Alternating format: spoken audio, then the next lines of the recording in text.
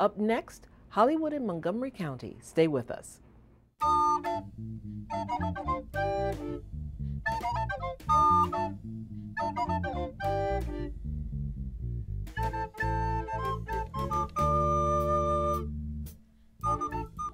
Hi, I'm Gail Street, and welcome to Paths to the Present. Today's show takes us back in time to 1960s Montgomery County. Back then, we were still a mostly rural county. Suburbia was in its infancy with pockets of development just starting to grow. New strip shopping centers were drawing residents away from the small town of Rockville, and urban renewal was looming on the horizon. It was at this time that scenes from our county were captured in the film Lilith. This episode focuses entirely on that 1964 movie, but first, try to tackle our history quiz. Sitting on its side, this item resembles some garden shears. The wooden handles open and close in much the same way, but look closely. There are no sharp edges. Made of metal, the prongs on one side fit snugly into the vessels on the other. Think you know what it was used for? Stay tuned. I'll give you the answer at the end of the show. In 1963, Hollywood came to Montgomery County to shoot a film called Lilith. Warren Beatty and Gene Seberg were the stars, along with Peter Fonda, Kim Hunter, and Gene Hackman. Why did the producers choose our county? Well, the film was based on a book with the same name, which was set in a small town a lot like Rockville at the time. The author, J.R. Salamanca, was living here when he penned the story, and his surroundings seemed to have inspired him. Taking cues from the book, the filmmakers came here to shoot. Many of the spots you'll recognize, but some you may not. I'm not allowed to go across the street. Lilith tells the story of a young man named Vincent, played by Warren Beatty, who recently returned from war. Vincent doesn't fit into his old life. He seems lost and without direction. He wanders the streets of his hometown. In all your letters to me, Vincent, you never once mentioned anything about us or our future.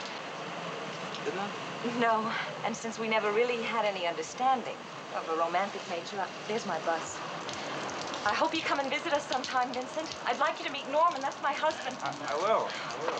Bye. Recognize this location?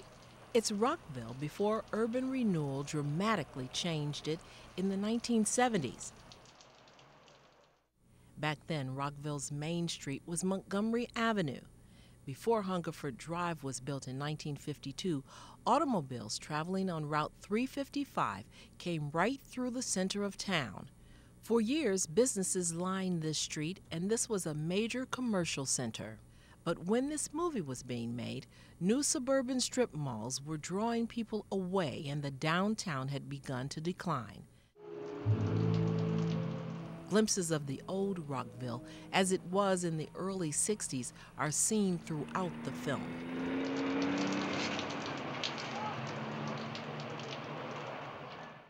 In the movie, this Rockville home at 108 Forest Avenue was used as the residence of Vincent's former girlfriend and her husband. Vincent visits them for one uncomfortable evening. Man, you caught me on a bad night. I'm gonna have to run. I'm gonna miss this meeting. I think I better be. No. You stay. Laura? Back then, Lucy Smith lived here with her brother. Not an actress herself, she was surprised when the filmmakers asked her to play the role of Vincent's grandmother in one of the scenes. She accepted, of course. I can have the job if I want it. Do you? Yeah. You've had no training. They'll train me. I want the very best for you.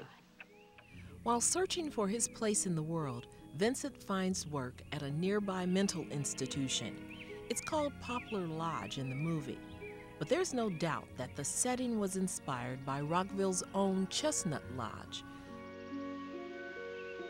Opened first as a summer resort hotel, Chestnut Lodge was a renowned psychoanalytical institution from 1908 to 1997. You done a lot of reading? Contrary to what many believe, the filmmakers did not choose the real Chestnut Lodge as their location. A stately manor house on Long Island provided that backdrop. At Poplar Lodge, Vincent encounters a patient named Lilith, played by Jean Seberg. She's a beautiful yet troubled young woman suffering from schizophrenia. Vincent longs to help her. He's also strangely attracted to her. Early in the story, Vincent accompanies a group of patients on a field trip. They picnic, hike, and enjoy the fresh air. It's then that we begin to see that Lilith is troubled.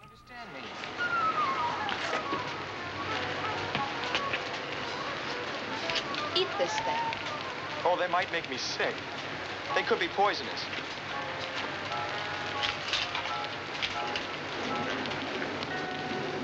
Don't do that. At this point in the story, Lilith is toying with fellow patient Stephen, played by Peter Fonda. He's clearly smitten. It isn't long before Vincent is next. Before moving on, however, notice their background. If you've ever visited the Maryland side of Great Falls, this location should be familiar. The rapids found along this part of the Potomac haven't changed much over time. The water still thunders over the rocks, providing a spectacular view for all who visit. It's a great spot to enjoy the beauty and the challenges of Mother Nature. The adjoining towpath is part of the Chesapeake and Ohio Canal.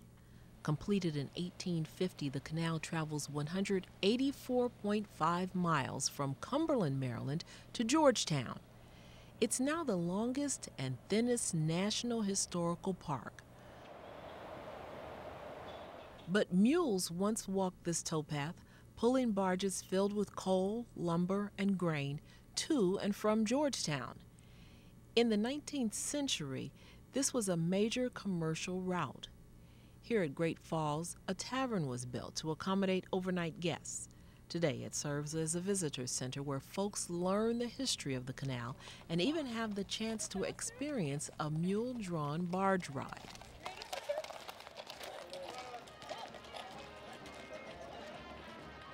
Later in the film, Vincent accompanies Lilith to a town called Barnesville, where they attend a fair.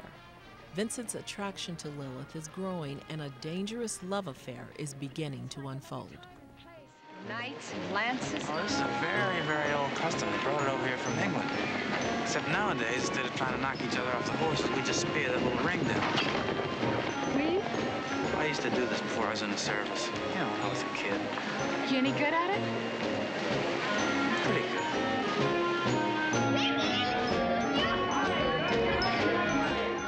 The fair is a real event in the real town of Barnesville. Since 1875, St. Mary's Church has hosted an annual town picnic. It's not as elaborate as the movie makes it out to be.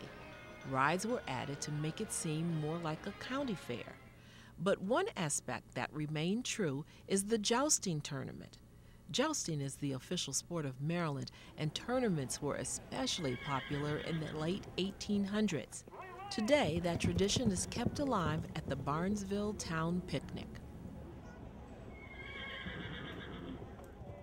Lifetime resident Ron McGackey attends the picnic every year. While still a senior in high school, he was recruited to appear in the jousting scenes, and he ended up helping in other ways.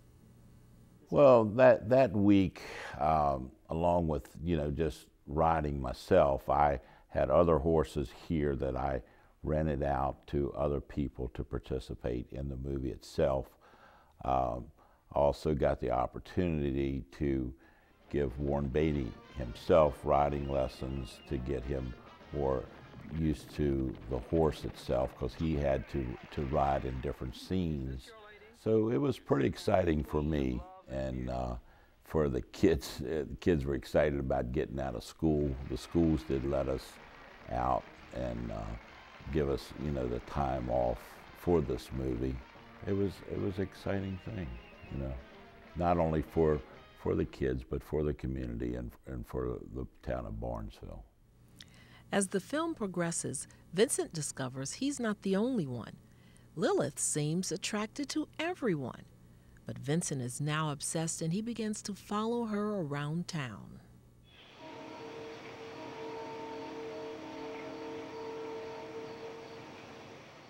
This scene takes us back to downtown Rockville.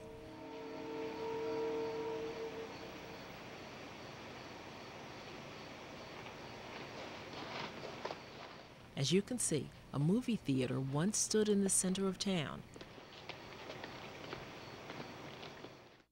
It was across from a small triangular city park that featured the Confederate statue seen at the beginning of the last scene.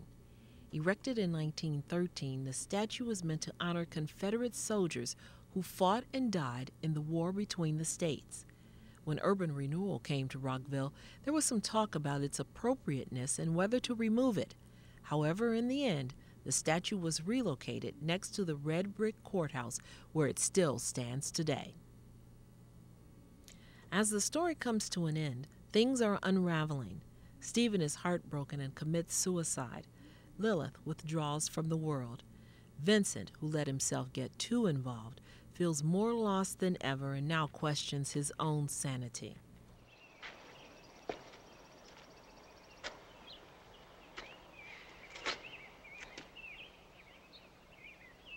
Help me.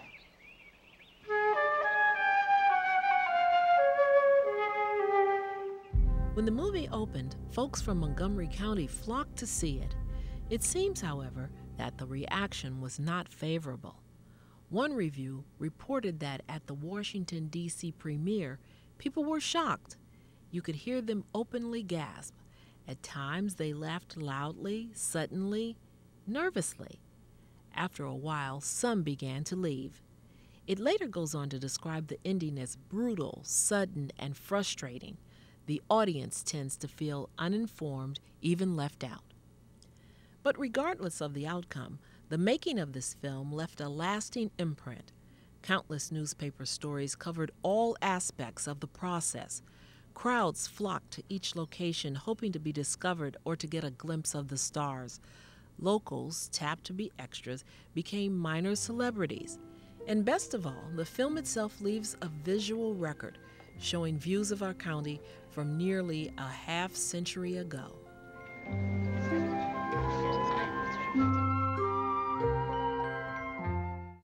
Okay, time's up. Have you cracked our history quiz?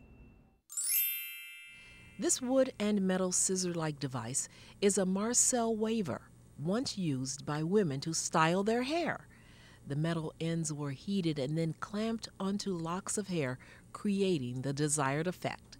Marcel waves, also known as finger waves, were very popular in the 1930s. Well, that's all the time we have for this show. If you have comments for us or ideas for future shows, send an email to paths-present@verizon.net. Be sure and tune in again next time as Paths to the Present looks at the historic Silver Theater, 5 years after it reopened as the AFI Silver Theater and Cultural Center. See you then.